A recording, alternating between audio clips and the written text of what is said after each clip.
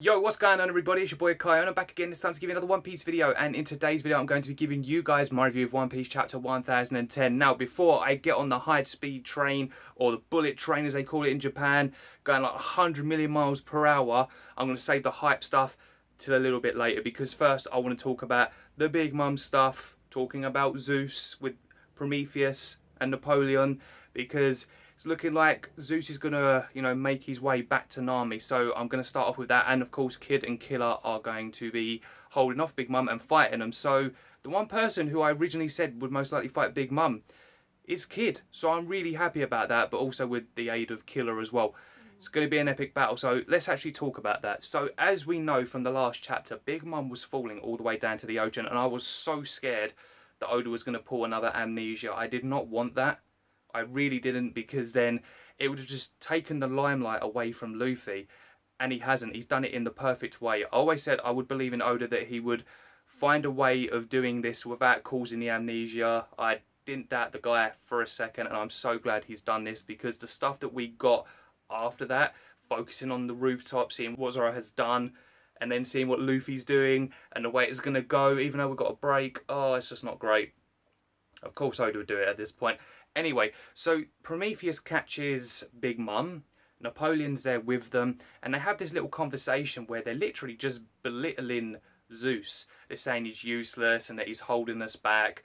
So I kind of feel like Big Mom might actually let him go, or if not, might try and destroy him.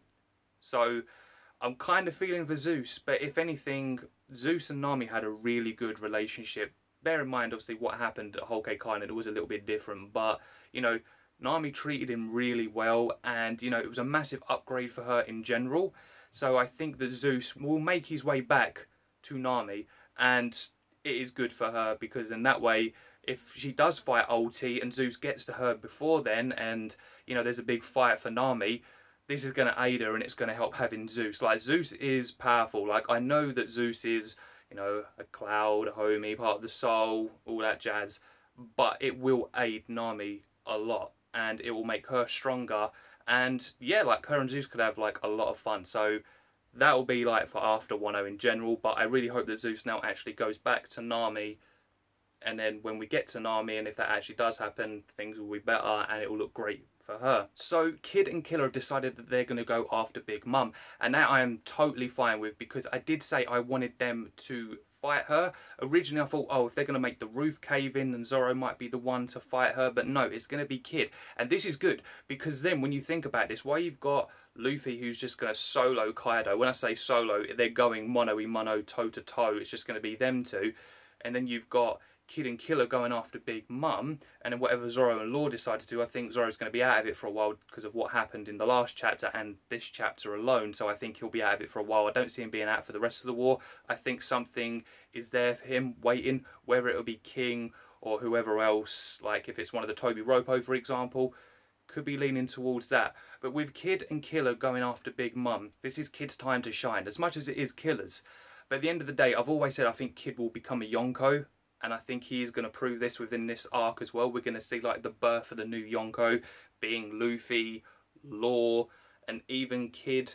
And I don't know who I think the other one could be, but that'll be a discussion for another video. But I could see this being the birth of the new Yonko after Wano, which is just going to, make that final like arc, or, the final saga going into those arcs. Because I think, it's going to be like, we all know there's going to be a big, huge war at the end of it. But I think having these new guys going in, then Luffy finding the One Piece, etc., that's going to be for that, and it's going to cause a big ruckus. So that's all cool.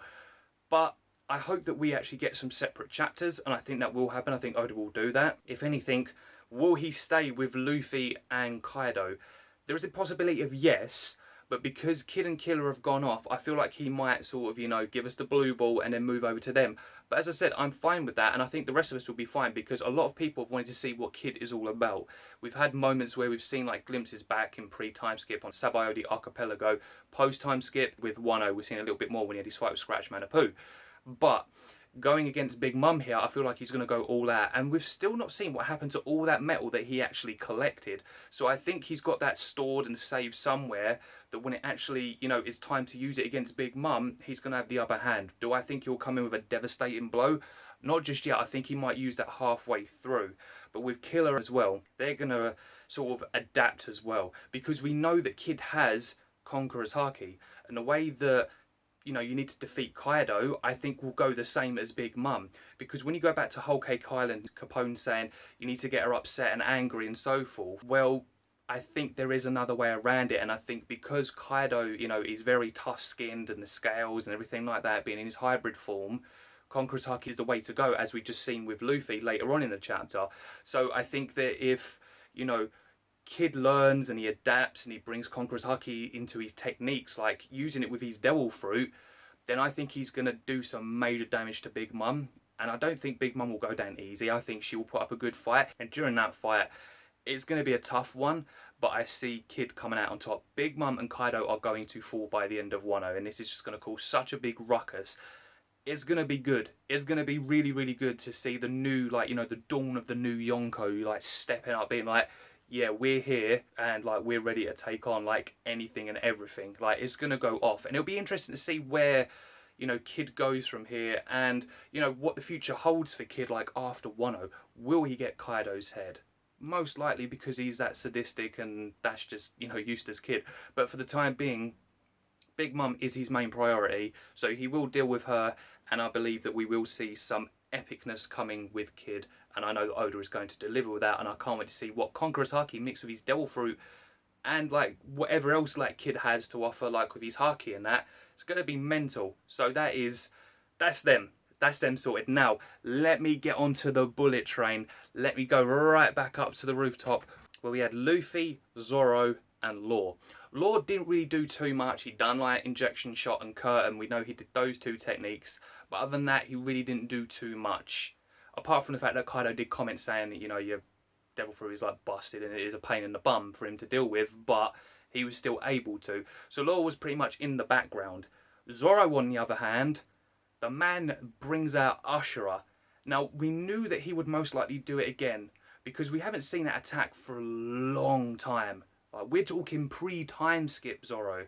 We see him do it against the Pacifista and against Kaku. So it's only been when it's like a life or death situation, which both of them technically were, but Kaku not so much. It was only because where Eni's lobby was such a big arc, and that was, you know, Zoro's strongest fight to that day, and the way that Kaku was very like good and like using the Devil Fruit and everything like that, Zoro had to push himself and he used Ashura. Fast forward to Sabaody Archipelago, Straw Hats were literally just like busting everything all out as much as they could. And then, you know, that's when Zoro decides to use his Ashura technique, but still it didn't do too much. And then we get to Wano, and this is where he actually brings it out like on the rooftop. But the difference is, it's not just any Ashura technique. This technique was imbued with Conqueror's Haki. Kaido even comments on it saying, wow, you're not one of those, are you, as well, that has Conqueror's Haki? And so I was like, well, I don't know what you're talking about. Same thing with Luffy. Luffy would just have those moments where it would just happen. It was like a moment, it was like a life or death situation. And he knew that Ace was going to die, so he just bust it out. But he didn't know what he was doing. Against Duval as well, when he did that, didn't really know. Zoro doesn't, so he's just like, what are you talking about? I just used an all-out attack like my final attack, because he was saying that this was most likely going to be his final attack that he said to Law, but at the end of the day, it's like Kaido's talking all this crap. Same sort of similar thing, you know, when we had Kuma back on Thriller Bark, and he was after like Straw Hat's head, and then, you know, Kaido saying the same sort of similar thing about killing him and crushing him, and Zoro's like, well, no, that's my captain, hey Kaido, and then that's when he does the Ashura technique. And of course Zoro still lives, but that's what I'm saying, he will be out of it. But he doesn't know that he's actually used King's Haki. Even though it's saying it's not been confirmed, it kind of is confirmed, because the way Kaido explains it, Kaido would know if that was Conqueror's Haki or not. The man's been alive for so many years now, it's obvious. Of course, we didn't see like the little like static bits that you get, like the little like lightning bits. You know, when you saw like Odin use it, or you saw like Luffy use it within this chapter, or you've seen like Kaido use it. We've seen it so many times when Conqueror's Haki is used, like the clashes. There's always that like lightning, like static effect. And I was looking all over the panel and I couldn't see it. So that's why I was like, oh, I thought it was a normal attack. And then when Kaido said it, I went back to that page and I looked again and I didn't see it. I didn't see it whatsoever. So I'm thinking, well, Kaido said, don't tell me you've got the colour of Supreme Haki as well. Like knowing like, well, he's left a scar. And it's the same thing Odin did. So Odin is using it through, like, you know, his swords. Like, he's channeling the energy through his swords. That's why he was able to land that devastating blow. So Zoro's doing the same thing. He's got Enma, and he even stated back earlier on that he needs to release more of Enma. So I think this is Zoro just pushing himself. It's that life or death situation where you have that moment where you just push everything that you've got. So that's why Zoro's Conquerors Haki has just come out. So that shows that all these theories that have been going on YouTube, and it's been spoken about in the community for a long time now, that, you know, Zoro should have Conquerors Haki, because if you compare him to someone like Rayleigh, for example, who was, you know, the right-hand man of Roger on Roger's crew, and Roger being the king of the pirates, and Luffy becoming king of the pirates, and Zoro becoming, you know, the strongest swordsman in the world. And when he comes against Mihawk, I think Mihawk will then know that it's going to go down well for Zoro. But I don't think that's the end of Zoro. I think he will get up where it's to fight King, because Marco's dealing with him. Marco will probably need some help, because he said it's like tiring trying to take on King and Queen at the same time. So I think Zoro will then come in. So I think Zoro fans will be happy fighting King. But the thing is, at least he's landed the devastating blow now of leaving a permanent scar. So that's the main thing, and that's what KAIO confirmed. Now, we get to my boy, my MC, that guy right there. See, as you can see, it's like a little Luffy shrine there. Anyway, but that man there, he worked it out.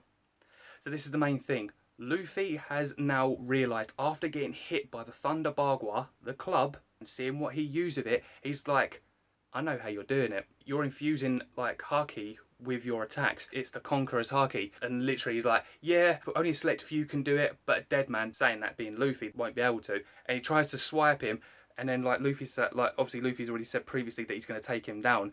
He then uses, so like, moves out of the way, and then he's literally above him, and you see the Conquerors Haki, like the club and Luffy's foot are like here, and you see everything. Like, that's what I'm talking about, the Conquerors Haki clash. So Luffy's using it in his attacks because he remembers what Hyogoro said. Let it flow through. Just let everything of the Haki just flow through your body like the aura. And Luffy has been able to use Rio. So now he's using Conqueror's Haki. He's letting it flow through his body. So he's upgrading himself. Luffy is practically a Yonko now. Like, I think this is the time to say it's officially confirmed he's a Yonko. Whether he loses or not, which I don't think he will, I think he will win, you've got to put Luffy on that tier now. And this is not me just fanboying, okay, it is a little bit, but think about everything that Luffy's going through. The man was going toe-to-toe with KAIO before that. Whether or not you could say the attacks weren't doing much, they were working, like he said, but they weren't to the extent of this, because you can see the drastic difference in Luffy's attacks. Luffy's then, after that, jumping back, flying himself off a rock, and he's literally, you can see on his fist, you have the Haki, and he's coming in, and he's like not even touching him, and he's like bang, and like you see Kaido's like bleeding even more out of his mouth, like he's actually chucking up blood, and he's actually feeling it compared to the attacks that we saw earlier, like with Red Rock. Red Rock did a bit of damage, but that caught him off guard, and that's what I've always said, it did catch him, but it's done some damage. But this attack, he's seen it. Like, at first glance, he probably didn't expect Luffy to actually, like, not hit him, because he still thinks as Luffy, although he's someone who could probably step up to him, but not at that caliber, he's gone in, and as he's gone to hit him, it's not touched him, but it is hit him. He wasn't expecting that, and then Luffy's just stand up and just punched him. I'm so glad that in my last review I did say that Luffy will probably get up and whack him. I didn't expect this, though. I thought Luffy would just catch him off guard, and when I saw that, I was like, oh, I actually thought he probably would stand up and do that, but no, he didn't. He actually used a kick. Didn't really connect to, you know, hurt Kaido, he just connected with the club. And then hits him, and then uppercuts him. And even Law says, he's not even touching him. Like, how is he doing that? So it just goes to show that Law's like a little bit behind, but I think he will catch up eventually. But, like, Luffy's on another level. I'm saying this now. Even though we have Big News Morgans who said after Whole Cake Island, put the news out there saying that Luffy is the 5th Emperor, although people would be like, oh yeah, it's not actually officially confirmed, I think now is the time to say, even at chapter 1000, but I think this officially confirms it, that Luffy is Yonko tier. I'm not saying he's going to go out to like Kainu and just absolutely decimate him, but what are you doing to Kaido? And I'm not saying Kaido's going to go down easy, but what I'm trying to say is, Luffy's actually damaging him a lot more now. And of course, Kaido is going to come back and try and, you know, he's probably going to get the upper hand on Luffy, and that's when I think Luffy's going to bust out Gear 5. Can you imagine Gear 5 with, like, Conqueror's Haki? It's going to be insane. Absolutely insane. And I'm going to be doing a separate video on Luffy with the whole Conqueror's Haki thing. So if you want to check that out, that will be coming out next week. Be excited for that, because I'm hella excited to be recording that video. Anyway, going back to it, I think that this chapter just signifies everything that Oda's trying to show within Luffy and his progression. and just showing just like how much the character is, you know, building himself up. It's like we've seen in the past when we go to Eni's lobby with Luffy, you know, learning just gear second and gear third, like, and we didn't really see the training. We saw a little bit of training in Udon and afterwards where Luffy, you know, punches the tree and everything. But this, like, Luffy's adapting, he's learning as he fights, and it's great. So yeah, I'm very, very happy the way this is going. I'm very, very happy for Zoro as well. So yeah, I'm very proud of what Oda's done. He's done it so well. I will have to say it's probably one of my top chapters of Wano, probably top 5.